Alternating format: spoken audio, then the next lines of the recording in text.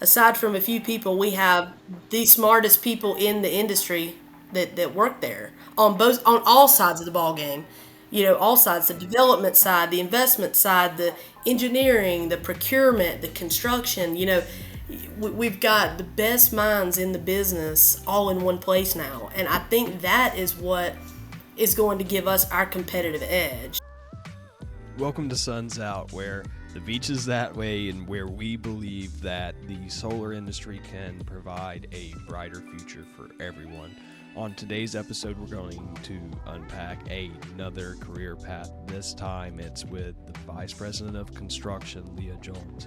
Now, at the time of recording this episode, Leah was Director of Process Improvement, but has since had a promotion, so we're super happy for Leah, and we appreciate the time she took to speak with us on this episode. Leah is one of the OGs of the industry. If you're a part of this industry, you've probably heard of HBC. She was one of the people that really helped get that company off the ground.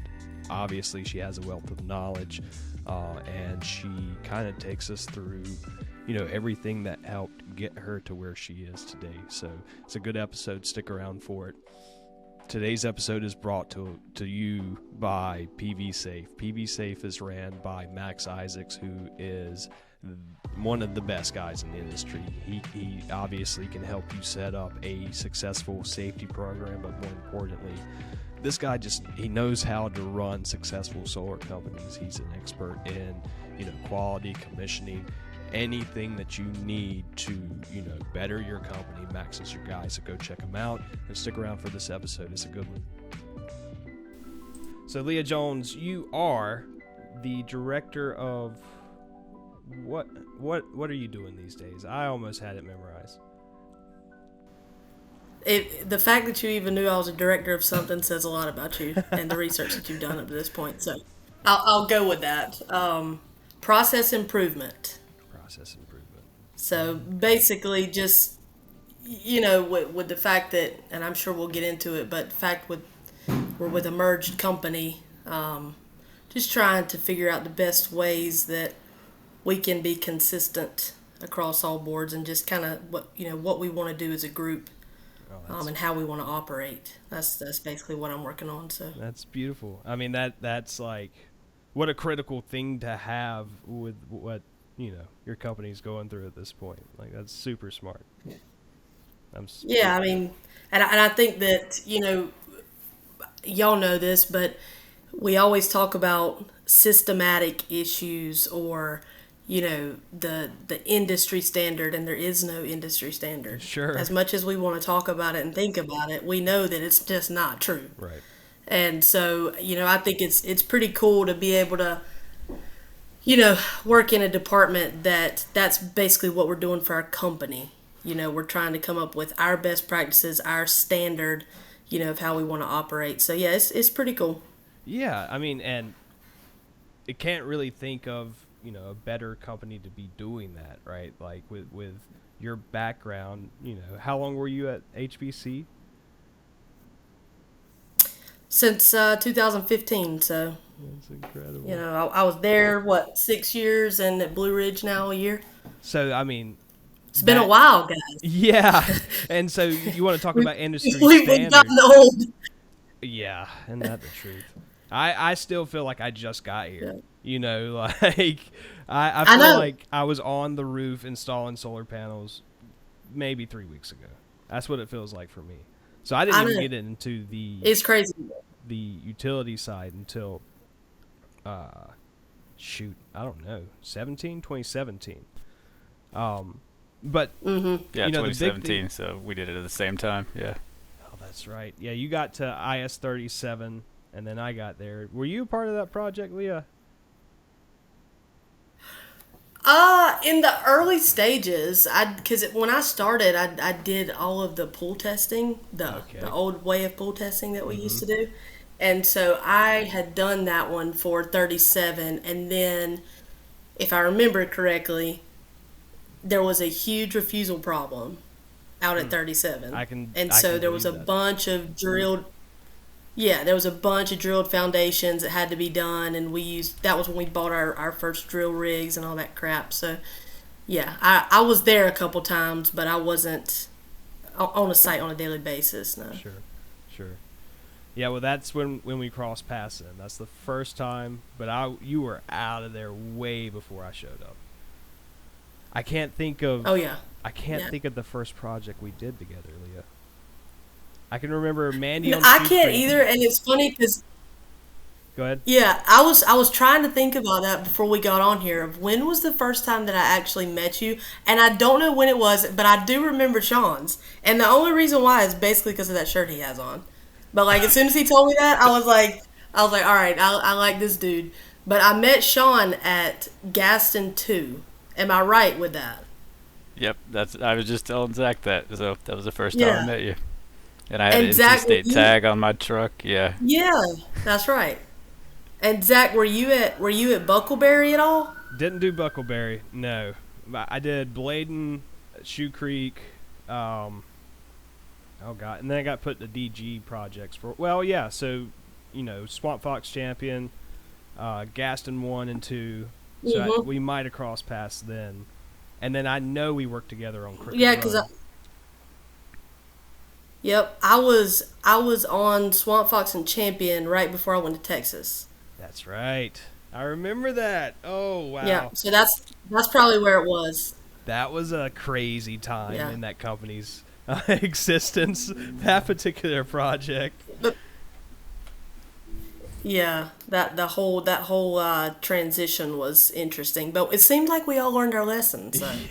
Yeah, that's the truth. Did we? Did we though? I don't know. Well, hey, I'll tell you one thing. There was a certain tracker that we stopped using. That helped. Yep, for sure. Yep. We won't drop any names. Oh my yeah. god. No, we Yeah, I shouldn't. won't drop any names, but Everybody is in a dark place right now. Just thinking about that system. Yeah. Holy crap. Oh, exactly. man. Yeah, and I'm sure it was bad on y'all's end for sure.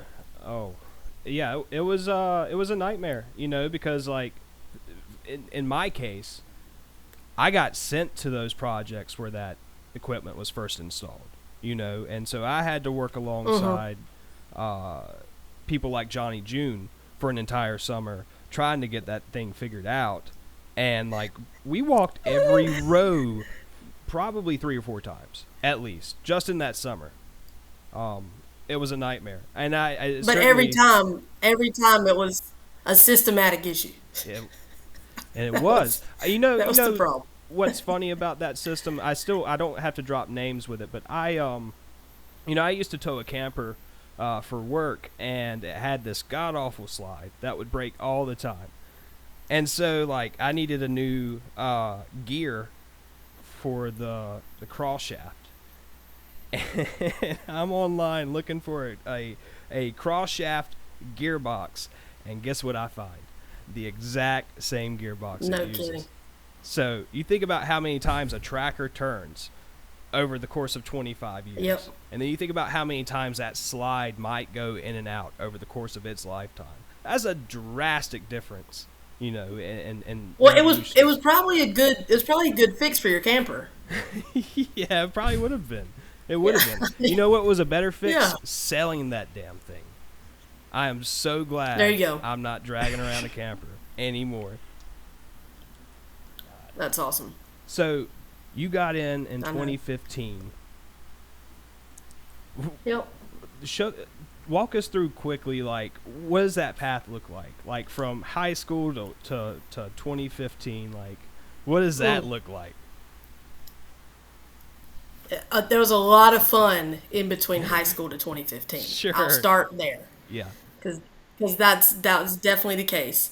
So I graduated high school in 2010, went to NC State, played a sport, really loved it, studied. I was a biological science major, concentration in human biology, so don't ask me how I got into this exactly, but I studied that, really enjoyed sciences, got in it. I realized I didn't really want to be a doctor, but I'm also not a quitter, so I didn't want to just drop out of it, and I wasn't really sure what I wanted to do when I graduated, I started looking into like microbiology labs, and I thought that I was going to go that path and hopefully discover some incredible something doing that. And in the meantime of looking, I ran into Jack Horne, and he told me that there was this industry that was about to blow up. I mean I didn't really know much about it, of course, but he just said got some great opportunities here. We'd just considered at least just come for an interview, because I told him, I was like, well, I don't really know. I don't know anything about that. And he's like, well, just come for an interview and just see if if you like the people, you like, what it looks like, and, we could sit down and talk about it. And I was like, okay, it's you, so I'll come, and, when I walked into the building, the very first person I saw was Nick Hancock, and I've known him my entire life, so it was easy right away. I was like, hey, like, good to see you. Hadn't seen you in like 6 years. And the next person I saw was Victoria Crumpler, and me and her have been friends our whole lives, and she's one of my best friends.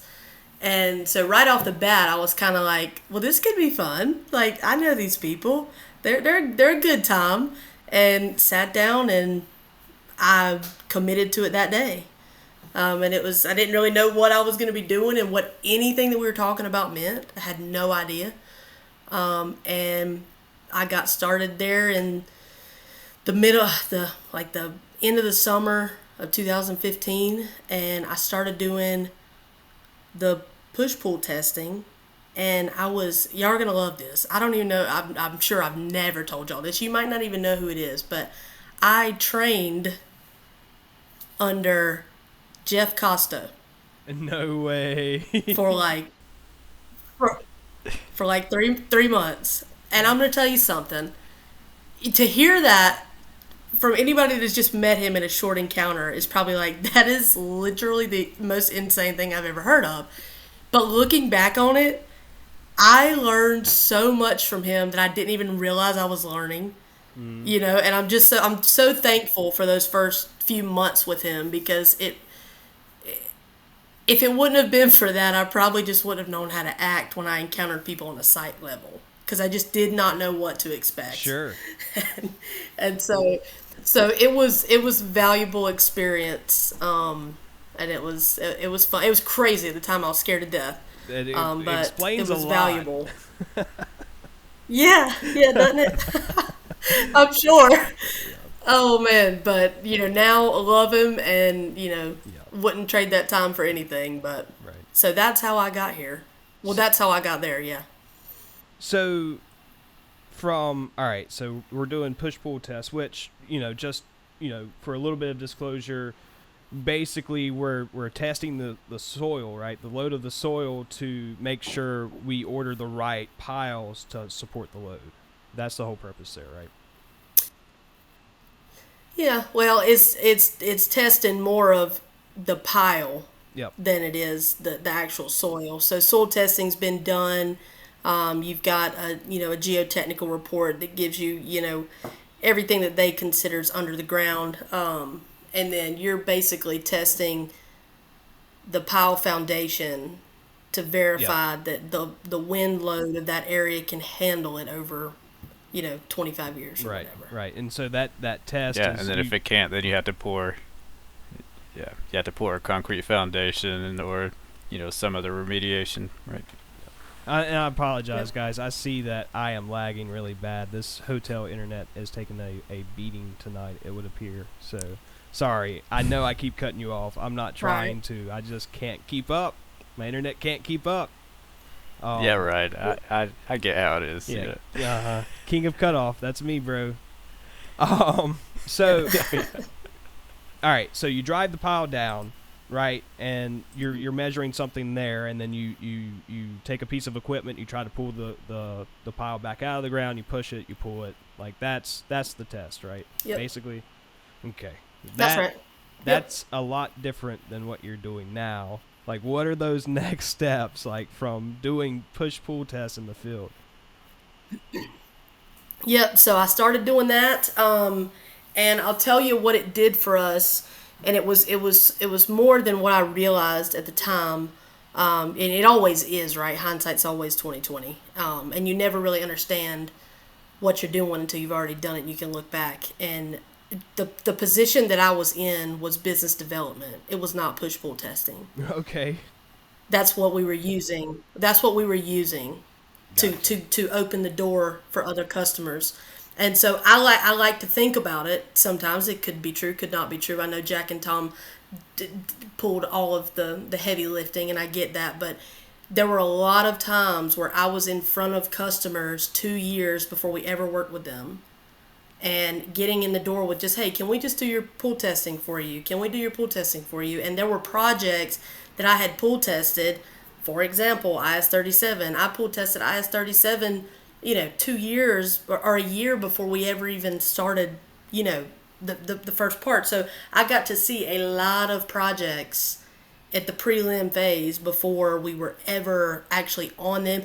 A lot of, probably 80% of the pool test projects that we did, we never even got as full install projects. Right. So I have been on a lot of projects Yeah. without actually being part of the build. So looking back on it, that is what I was doing. I was meeting with engineers up front. I was meeting with racking manufacturers up front. I was developing a portfolio that we didn't have, doing it through the pool testing. That makes so much sense. And that's all right. So that's the path you've been on the whole time, because before you were director, or before you became director of progress improvement, I'm keep messing it up. Process, I know yeah. Process improvement. I That's know okay. you were director Yep. of business development with HBC, right? That's what I did originally, yeah. And Yep. then I moved into project management. Okay. Yeah. Gotcha. Project Mm-hmm. management. Holy crap. I will never forget. Because at that point in time, we had so much business. Sure. There was, when I started, I mean, there was about 40 people at Horne Brothers. We didn't have that massive customer portfolio that we ended with. And, it's funny because everybody always thought that, oh, well, Horne Brothers is doing all of this customer's work or this customer's work. And it was just so not true. We were on so many projects. We were just really good at managing who was on what projects. Yeah. Yeah. You definitely had like your teams that were like super tight knit, and really just looking back on the time working with HBC, that the like when you first started talking about HBC, you started talking about these people that you've known for essentially your entire life. And that is fairly evident across the entire company that was HBC. It was such a tight-knit, at the end of it all, large company, but it was still like, that's it. It was a large, tight-knit company. It was such a remarkable thing to see from the outside looking in. And, we've had our battles across the years, right? But there was nothing worse than going, and sorry, guys, but there was nothing worse than going from an HBC project to another mechanical or civil contractor. Like, I always, by the end of that project, was so grateful to see HBC trucks rolling back in on the next one. Like, Yeah, well, and that's good to hear, and we obviously always knew that. And even though that you say that that we had our challenges and we had our battles, of course we did. We're businesses. That's what you do. Yeah, right. But at the end of the day, I felt like our leadership was very conscious to take care of their customer. yeah, absolutely. And I think that while there may have been days where we were just outdone, there's just times where it's just like there's just like with the thing we were talking about earlier with that one specific tracker. Like, for the longest time it was an installer problem, and it wasn't, yeah. right? And so Right. like you would run into that like here and there, and it's just like, no, we cannot keep doing this. Like, I'm over it. Like, you just want to be like, no more, stop looking, move on. And Right. it was easy on our side to say that, right? And then it was easy on what you were doing to be like, nope, this is important to me too. And I think that at the end of all of those problems, we would always come together, and that's why we continued working together. That's why we're still sitting here talking right now. Right. Not because we might have I might have got mad and been like, Zach, stop calling me. Just stop. I'm over it. I'm not doing it. Right. But at the end of the day, you knew I'd do what I could do to take care of it. Yep. I'd help you any way I could. I knew you'd do the same for me, and that's why we're here right now. And that I tell Zach to stop calling me all the time, but every that hasn't day. worked yet. Yeah. Every day Yeah, he tells yeah. me to stop calling him. He's changed his number. I've had to like hound different people to get his number back. It's brutal, but I'm persistent. So Smart man. That's right. I kind of want to like I want to. I want to get into more HBC history because that's just such a favorite part of my career are the projects that were built in that time frame. But with the merger of HBC and the creation of Blue Ridge Power, let's call it that, right? Because that's essentially what happened. You guys are gearing up to do so much more. And so I'm interested to hear from your perspective, like, where you are now and where you see that Goliath of a company going over the next year or so. Like, how are you feeling about that? What's happening there? Yeah, I'll be 100% honest with you, and I'm sure both of you know how I felt about HBC, and just like you just said, as part of your, the best times you've had in your career, right, was dealing with us and all of that. So I'll always have a high regard for HBC, but Blue Ridge Power has offered so much more opportunity. Sure. And at the end of the day, it is the same people that I've been with, number one, my whole life, plus, in addition, the same people I've been working with for the last decade. Yep. Nothing in my mind, like the business model has shifted, a little bit, but it's the same. It feels just like we've, instead of being on two different sides, we're not. We've combined our efforts, combined our expertise, so much opportunity. I think aside from a few people, and I'm looking at a couple, but aside from a few people, we have the smartest people in the industry that work there, on all sides of the ball game. Right. All sides, the development side, the investment side, the engineering, the procurement, the construction. We've got the best minds in the business all in one place now. And I think that is what is going to give us our competitive edge, is the fact that there's a very small list of things that we can't do in-house. Sure. And that list is getting and a lot of smaller those by the things, day. it's getting smaller. Absolutely. And at the end of the day, the only reason why we will have to go outside of our own resources is strictly due to bandwidth, which we'll get there. Sure. If that's the issue, we're going to get there. We're not going to let that stop us. But that's the thing for me, man. I loved HBC, always will. And I think that the group that came over from Pine Gate, I think they loved HBC, and I think they always will too. Yep. And it's now we're just all together. Yep. So it's a lot of good opportunities here, and for me, I've been able to engage in different parts of the industry that I was never able to. I knew just a speck of whatever somebody else was talking about from another company, but not really doing it and seeing it and hearing it on a daily basis. And now I am, and having conversations with engineers, and the procurement team that we have is incredible. Just even as silly as it sounds, just an in-house like counsel, like legal counsel. Yep. Well, we didn't really have that, and even having that at your disposal where you can call them and go through contracts and why is this here? Why would we do this? Why are we signed up for that? All those things. It's just, for me personally, it's just a huge opportunity for growth. Yep. Hell yeah. And so I think, this series is called Why Solar, but you've already laid it out. Like you've created this incredible career building an incredible company that has now turned into this Goliath construction, full construction. Blue Ridge is full construction. So you guys have like, you've got civil, mechanical, electrical, and substation all in-house now. Like, Yep. outside of doing fiber, that's it. You know, I know the people there. I know y'all can do everything. Like, fiber is probably 2 weeks from now. Y'all will be doing that now.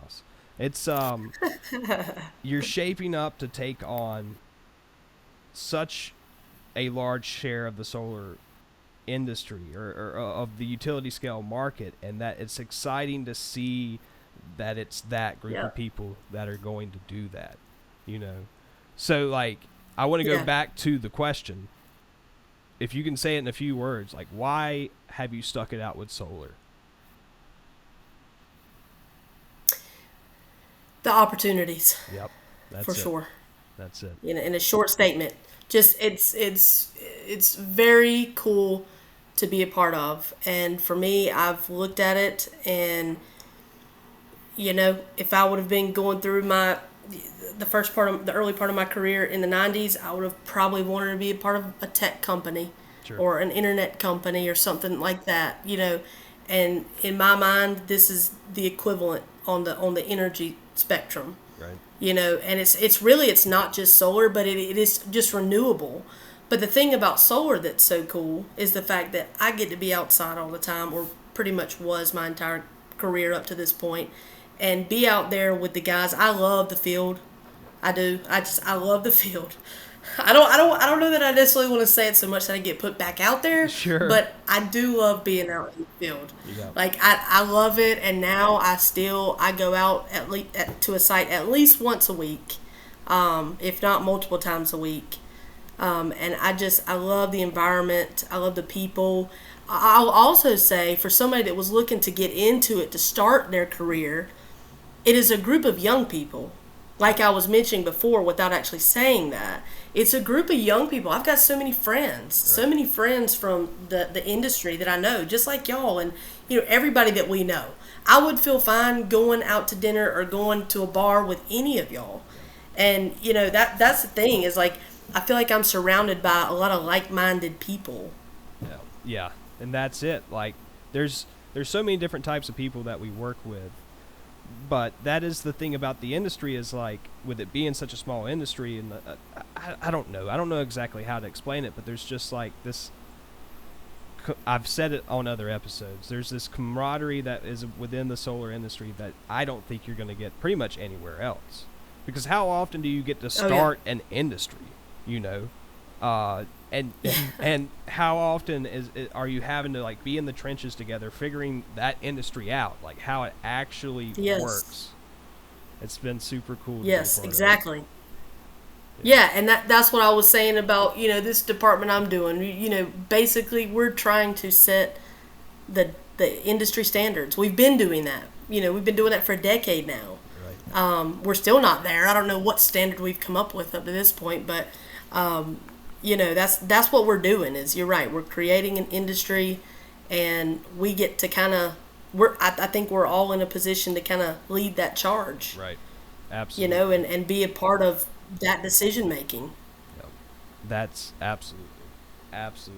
So like, I want to go back. Let's open up the entire history, because I want to hear, like, I think of some pretty crazy stories I don't know that anybody would want to talk about in the field from HBC. But can you think of anything crazy that you would actually... No, these are bad things, like involving equipment and stuff like that. So I'm looking for something that's not quite that crazy. Jack doesn't own it anymore, so it's okay. Yeah. Oh my God. I'll never forget. Oh my God, it was Shoe Creek, running up on the backside of the backside of Shoe Creek. I'm with somebody. I'm like, who is the old man in that tractor over there? And I'm pretty sure they were like, that's Jack Horne. You know, like, are you kidding me, man? What are you doing? Well, if it was an old man, it could have been Jack.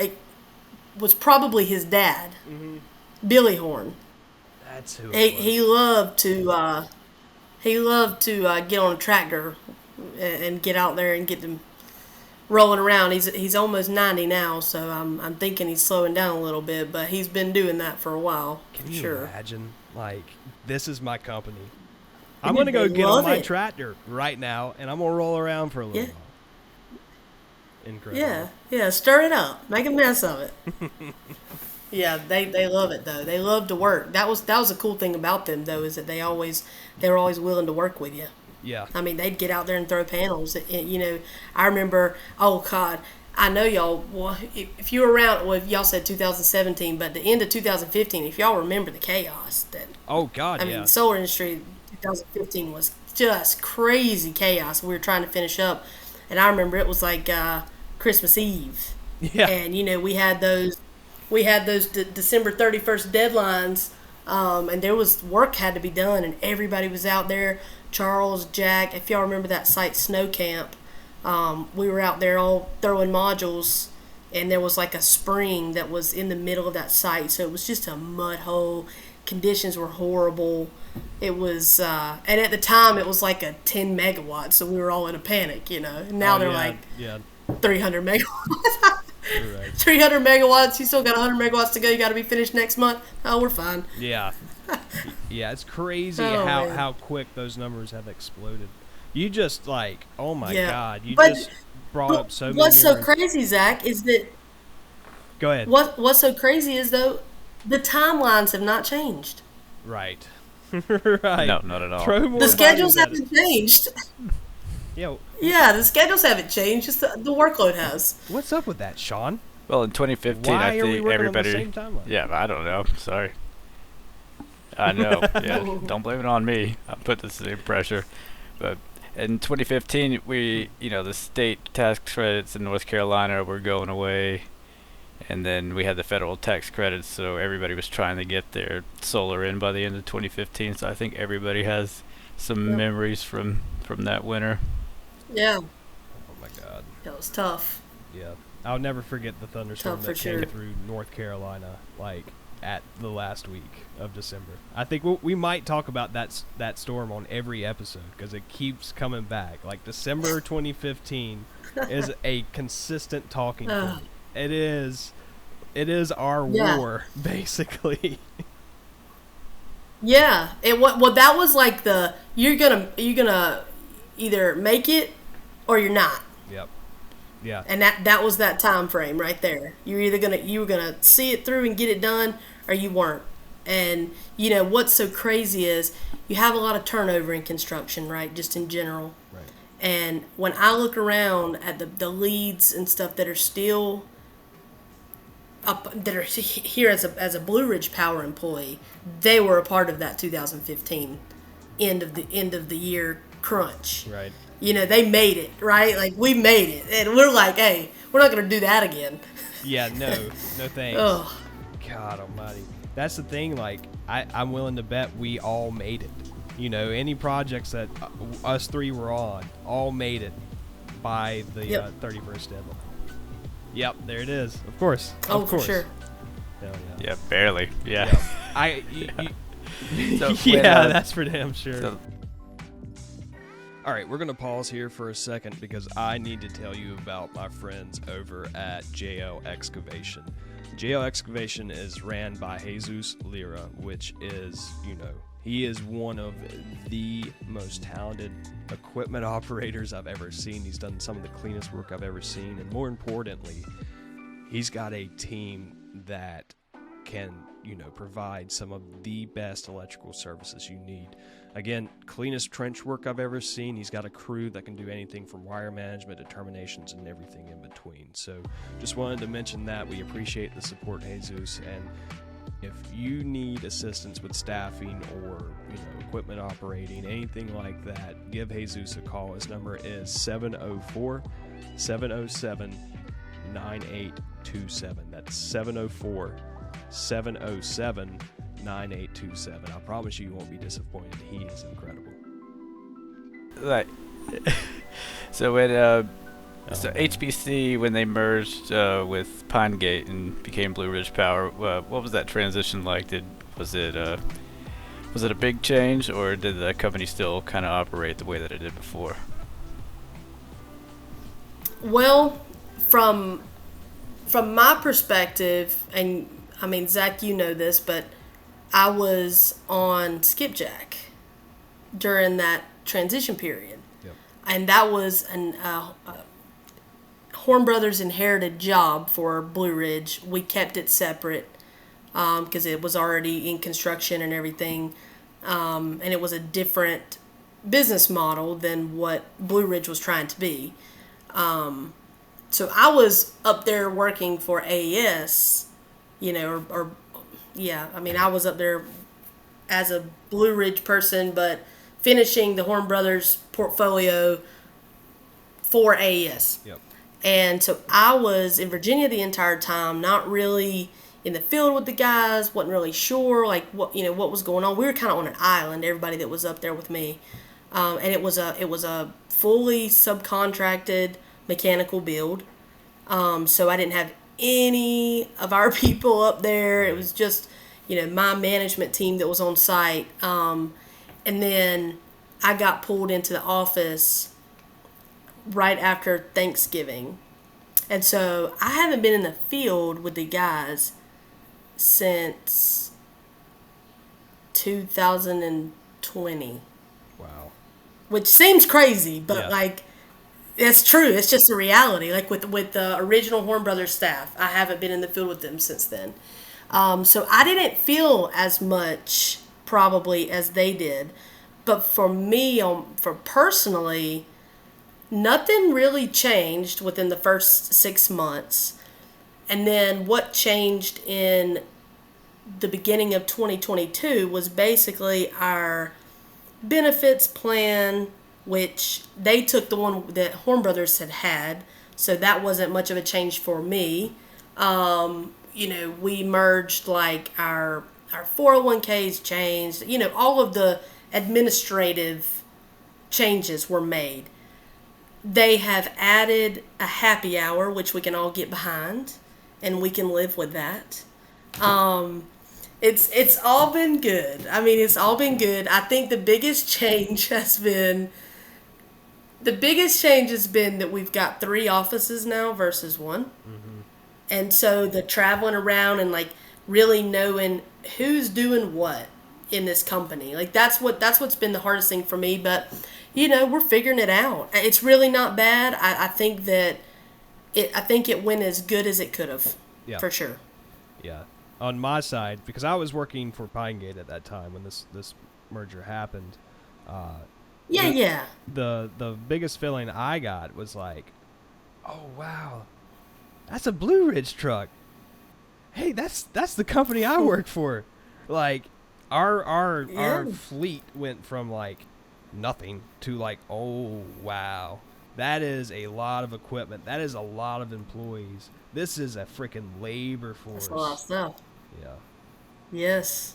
Yeah. It was a lot of paychecks going out every week. Yeah. Yeah. How many? Do you know roughly how many employees Blue Ridge has?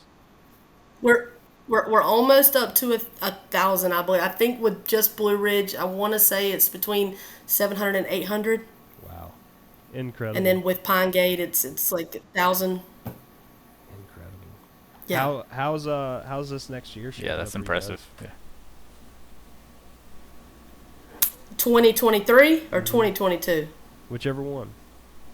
Which one? Oh, well, I mean, we've got more to do right now than we can even think about. Mm-hmm. We were wanting to do 1.2. Wow. This year. I think the back half of that 1.2 will roll into 2023. Mm-hmm. We're operating right now on between 800 and 900 megawatts right now.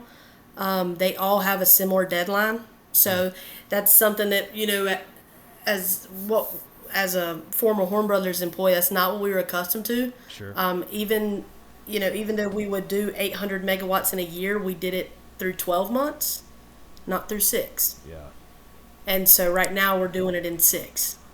And so you've basically doubled your work, which that's what they want to do. Sure. And I believe in that. Sure. Yeah. So I'm all about it. Let's double it, and we'll all keep growing and keep moving. I'm fine with that. But it is something something that's going to require an adjustment, because you have to change your business model, right? You can't operate the way you did when you had 400 megawatts going on at one time, but it was over 4 sites. Yep. That's so logistically, with your equipment and your people and your hotels and all of that, that's a lot to manage. Yeah. And if you can only pick 4 places to put everybody, that's easy. Right. But if you've got to pick 8, all of a sudden it's not easy anymore. And so we're having to learn that. We're having to learn how to be on 800 megawatts at once, not just 800 megawatts in a year. Yeah, that in itself is, yeah, wow. Kudos to you. I'm glad I don't have to do that. Holy crap. Well, you don't think about that, right? Right. Like, you don't think about 800 megawatts. Yeah, it is, but not when it's 800 on 10 sites versus 800 on 4 sites. Right.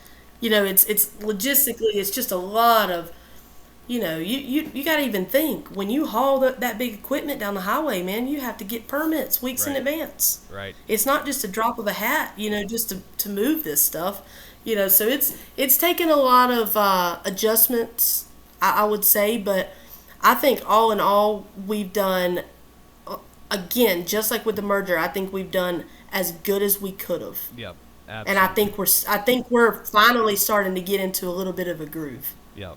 I'm sure because it was starting to feel like that during my last days. Like I was getting really excited about the conversations that were happening at the beginning of this year. Like I could tell that things were really going to kick into the next gear there, and I feel like that's what's happening. Yeah. When did you leave? February. Of 2022? Mm-hmm. Yep. Oh man, you left right when it was getting good. I know. I've heard. That's what you want to hear, Zach. Yeah. Yeah, of course. What in the world? Well, I knew how things were going to go there. I knew everybody was going to be just fine without me, and that it was going to shape up well. But I had to come support my boy Cy.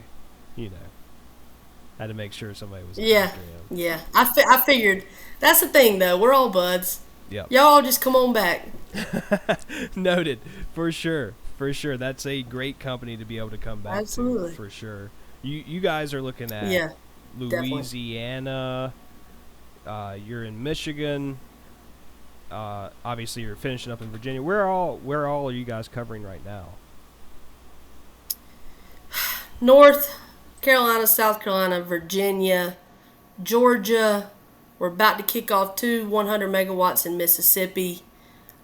We've got a somewhere around 350 megawatt coming up in Texas. Supposed to start September. Oh.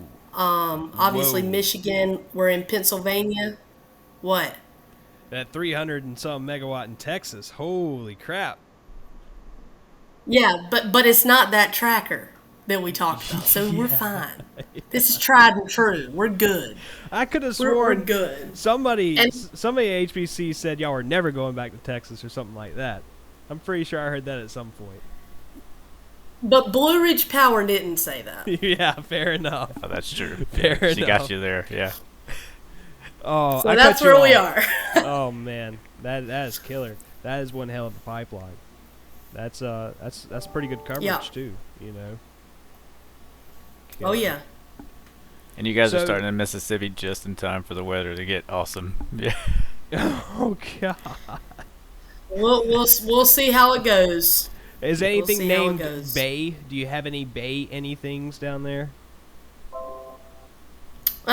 No Bay Branch or Bay Tree or anything like Oh that? no, I hope not. God, I hope not. I don't want to have to deal with another swamp. God, I'll never forget Huntley. The southeast side of Huntley. I came down there, and there was a dude waist deep in mud standing next to a pile driver. where piles needed to be driven.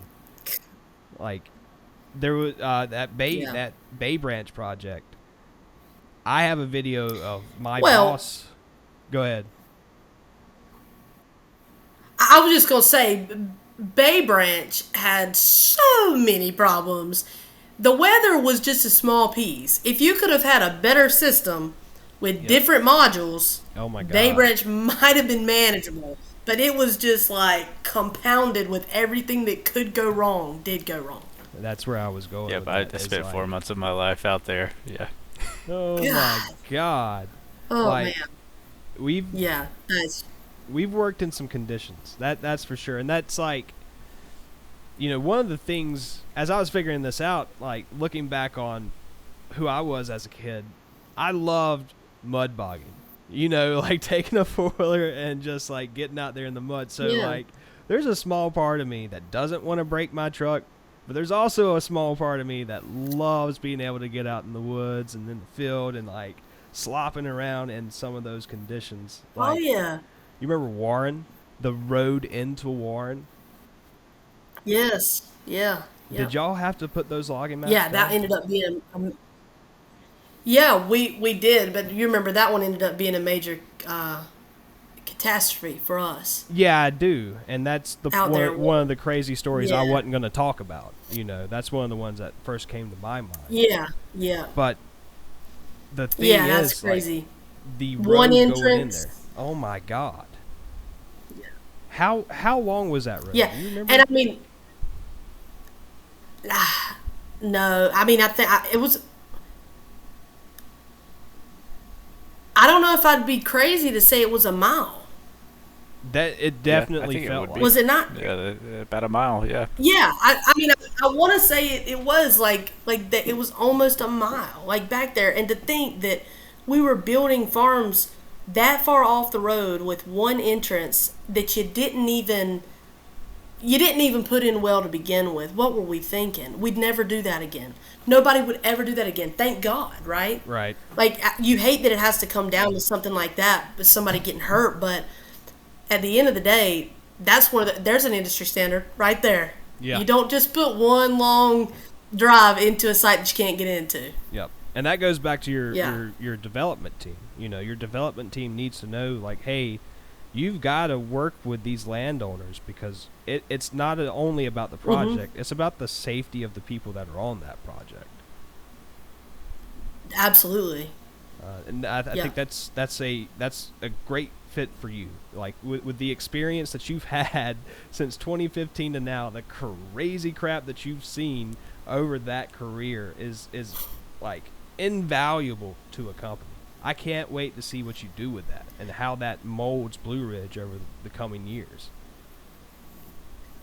I can't wait to see what I do with it either. I'm still waiting to see me do something. That's a good one. I do a lot of talking. I know that. Well, we force a lot of conversations too. There ain't no doubt about that. Good grief. Yeah. Yeah, that's cool. Yep. Well, Sean, you got anything, bud? I think that's it for me. No, it's been nice chatting with you, and you skipped over the part where you were ACC champion in college. So yeah. Wait.